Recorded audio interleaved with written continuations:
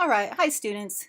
Welcome back to this short video where we're going to cover a lot of questions that I get from students that have especially never been around guns or any type of firearms or never shot them. And it's a real common question because Hollywood, we say Hollywood, but TV, movies, um, they're wonderful to watch. I love them, but I can't tell you how often the the portrayal of the use of guns is incorrect. And a lot of people, when they see the movies or TV and they don't have any experience with guns, think that it's real when it's not. So one of the common questions I get is, and I did a search on this, and there's lots of different answers out there, and they all correlate with how I was trained. Why don't officers shoot weapons out of somebody's hands? So the main reason that I'm going to cover that is kind of twofold.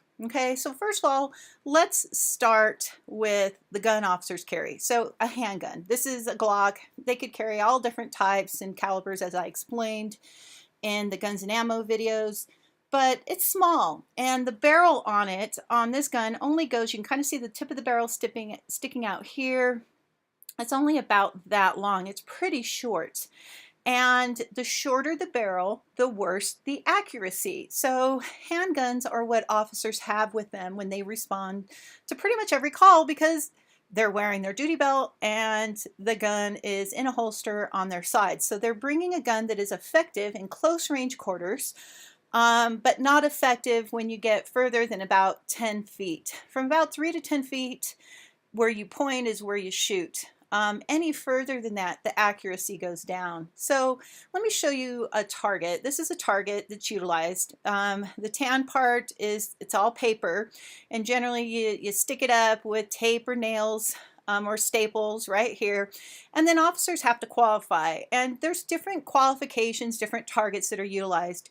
But to qualify, the officer has to hit inside the black area. If any of the officer's shots go off the target or even on the tan area, not in this all black area, then the officer cannot count that shot. And generally they have to get so many shots on the target to qualify.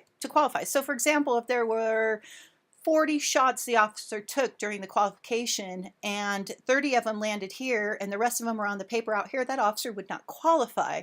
So that just kind of shows you how difficult it is. Officers don't train with dummies with waving hands that have knives in them and train to shoot the hand or shoot the leg to wound somebody.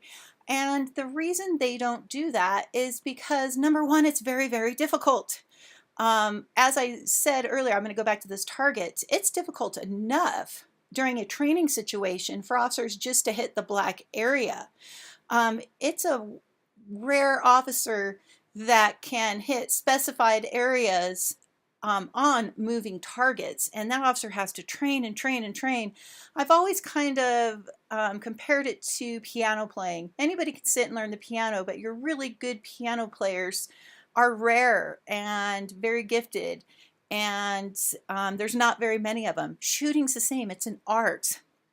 Anybody can shoot, obviously, but to get good at it, good to the point you could aim at a moving small target with just a small handgun with a barrel that is not that long, so accuracy is not that good, is tough. And if the officer, let's say policies were that officers were to shoot to take the weapon out of a arm or to wound, and let's say that officer went to shoot and that person was standing there with a knife in their right hand, and as the officer shot, they moved their right hand and their head moved as well, and that shot hit the head and killed the suspect.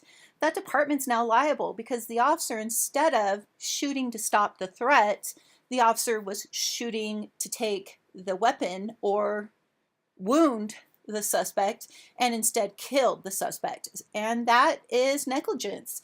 And so because it's so rare and officers cannot do that, the normal officer, it is not done and required. Next, officers, again, do not shoot to kill. They shoot to stop the threat. That's all they're doing. We don't know where shots are going to land. I'll give you an example. There was a highway patrol officer, that really big guy, was like 6'2", had been on the department for like 10 years, strong, worked out, great officer. And on a state interstate, he had pulled over a suspect. The suspect was about 5'7", about 20 years older than the officer. And the officer was by himself, pulled the suspect back to the trunk of the suspect's car and was going to search the suspect. The suspect pulled out a gun. The suspect had a .22 caliber gun, which is a small caliber, as you learned in my past videos, and the officer had a .40 caliber gun, which is this size of handgun. A shooting battle ensued, and about 5 minutes later, backup officers showed up. The officer was laying on the pavement in front of the suspect's driver's side wheel on the ground, flat, not moving. They were searching him everywhere, couldn't find any blood, couldn't find anything. He was non-responsive, had no heartbeat. We'll come back to him. The suspect was sitting up, had been shot 6 times in the upper torso, was talking, was aware of what happened, ended up being fine. Going back to the officer died.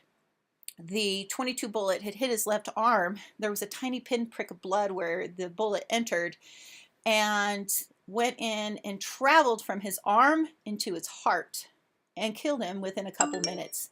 So it just goes to show you that you never know where the bullets are going to land. You never know. That bullets do what they want to do once they leave the handgun, and we don't know where that's going to be and what damage they are going to do. So officers are trained to shoot the threat, which is the silhouette here, until the threat stops. All right, let's go to AR-15s really fast. So this is a scary looking gun. I want to depart it really fast for you. Number one, AR is not assault rifle, it's Armalite. That's the manufacturer. Right here is the barrel. Look how long that is. It's longer than the Glock handgun. And the reason it's long is it's accurate. So you can be several hundred yards, not feet, yards away from a suspect and have accurate aim of the threat. For example, one time in an apartment complex, there was a suspect threatening the life of himself and others with a knife, walking back and forth on his walkway in front of his apartment. So I had officers, we had time, had officers get at the adjacent apartment complex with an AR-15, because if they'd only had a handgun, that would never be accurate from that far away, but the AR-15 is. The only problem with the AR-15 is it is big, and therefore it cannot be carried with an officer at all times. And so unless an officer knows that what the threat is when they walk into a situation, it's not going to be something they have on them. So anyway, we have a barrel here. This is just an extender, so you can hold it. It rests against your shoulder. That is the handle and the trigger right there, and then that's just the magazine. So it's actually some very few basic parts, but that's so you can understand it.